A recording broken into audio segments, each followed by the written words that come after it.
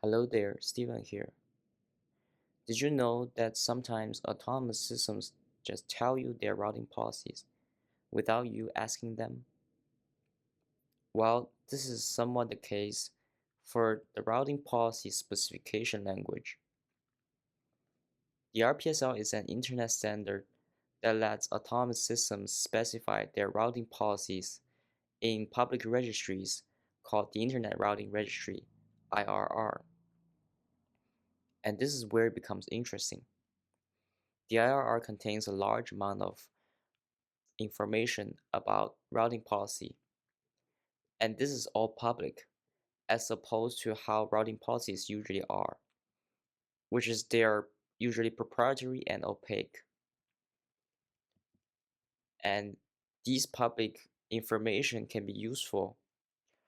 For example, since we are in Madrid, let's say I want to know how the European Research Network, GIA, connects the Spanish one called Red Iris to the rest of the European research networks. I can just get its autonomous system number, fire up this whois command, and it will query the IRR. And boom, we have some RPSL. The RPSL says this object is for GIA, and it imports from Red Iris all the routes in this AS set called Red Iris. And it exports to Red Iris all the routes in this AS set called GIA National Research Networks. So here the import and export entries are basic examples of what we call RPSL rules. A rule says for an AS, it wants to exchange what routes with whom. So the operators already use this information. For example, they can generate router configurations using the RPSL. Transit providers can filter customer routes to defend against common BGP attacks like IP prefix hijacking and route leaks. And they can use the RPSL to troubleshoot routes. For us researchers, we're interested in what we can get out of it. We focus on two research questions. How do ASs use the RPSL today?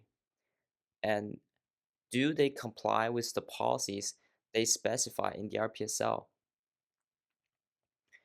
If the answer is yes, every AS uses the RPSL correctly to document all their policies and they follow all of them, then many internet measurements would be trivial. As we'll see, this is not how reality works. Fortunately for some people, unfortunately for us, to answer our questions, we need tools to analyze the RPSL. And we find existing tools to be either out of use or not general enough for our purposes. So we built RPSLyzer. RPSLyzer converts RPSL source code into an intermediate representation, a single Rust struct in memory, or it can be exported to JSON files for other programs to consume. With RPSLyzer, let's answer this question. How do ASs use RPSL rules? We downloaded all the major IRR registries and merged them, prioritizing authoritative, regional, and national registries, then the largest mirror and third party, and finally other third parties. These data total around 7 gigabytes and has objects corresponding to 78,000 ASs, which is the majority of ASs out there. These AS objects define 800,000 imports and export rules.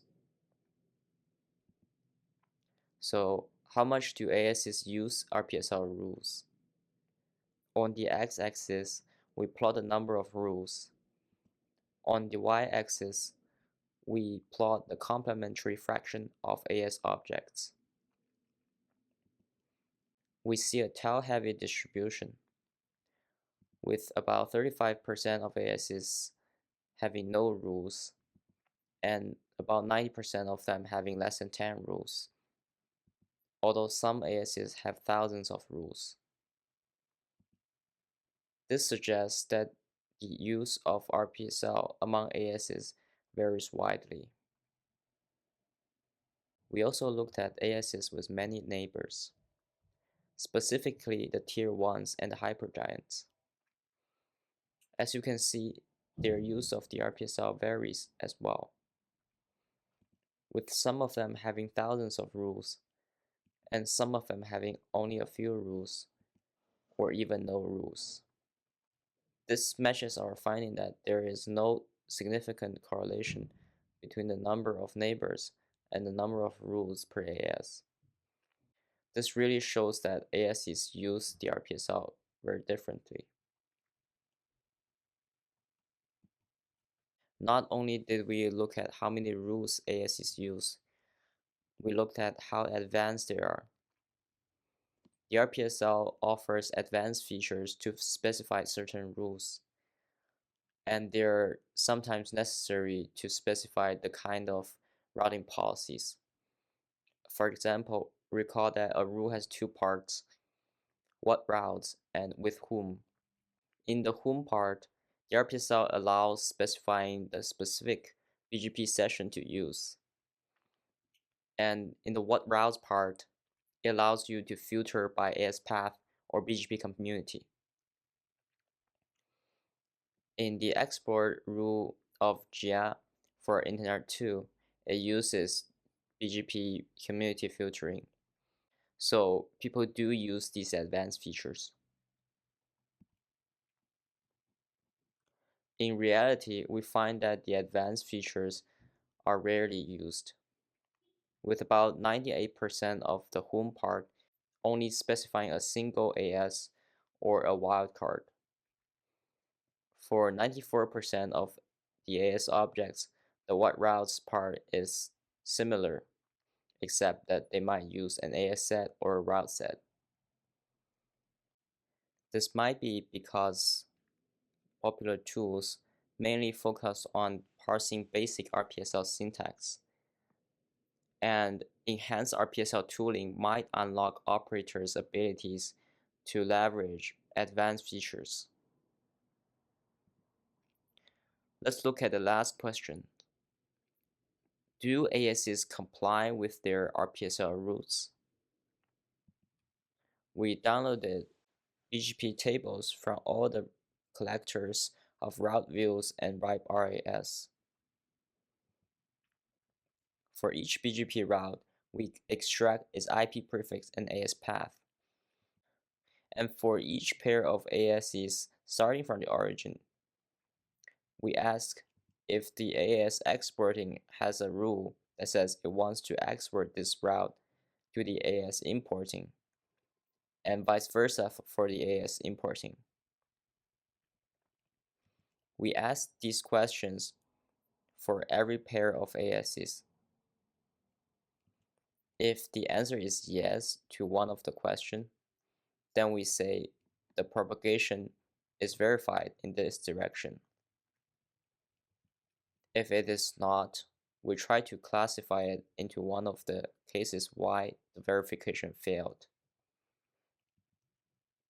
We plot the ASs on the x-axis, ordered by their verification status, and we stack up the percentage of imports and exports per AS on the y-axis. If RPSLyzer cannot handle the RPSL, we mark the case skipped. We do not see them because RPSLyzer does handle most of the RPSL. If we lack the RPSL information to verify a propagation, usually because the AS specifies no rules. We mark the case unrecorded. When a rule is missing, we look up Kaida's AS relationship database to identify customer-provider direction propagation. We safe list these propagations because we expect routes to propagate from customers to providers. Together, the large chunk of unrecorded and safe-listed cases suggests that the adoption of the RPSL is a major concern for RPSL-based route verification. Moving on, we have the relaxed cases, which are common misuses of the RPSL we identified. For example, an AS might specify that it exports its own routes, while in reality what it wants is to export its routes and its customers' routes. Finally, if none of the previous categories matches, then we mark the case unverified, usually due to the interconnection not being documented in any rules. Together, the relatively few relaxed and unverified cases suggest that the misuse of RPSL is a minor issue compared to its adoption.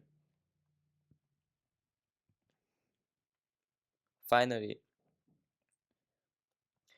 if we factor in the verified cases, we see there are much more verified and safe-listed ASs than there are relaxed and unverified ones. This gives us hope that when the RPSL rules are specified, they are relatively correct. So RPSL-based route verification might be useful for spotting mistakes and anomalies. To sum up, we built RPSLyzer. Using it, we found that half of the ASs do use RPSL policies, although their adoption of the RPSL varies widely, and advanced features are rarely used. For verification, we find the adoption of the RPSL to be a major concern, rather than its misuse. Building up from RPSLyzer, let me offer some future directions, aka free opportunities to write papers. We can definitely have enhanced RPSL tooling, validate the consistency of objects in the IRR, track the IRR's revolution, and extract routing policy information from the RPSL for other purposes. We have our libraries separated and open source. That's it. Thanks for everyone who contributed to the project, and thank you.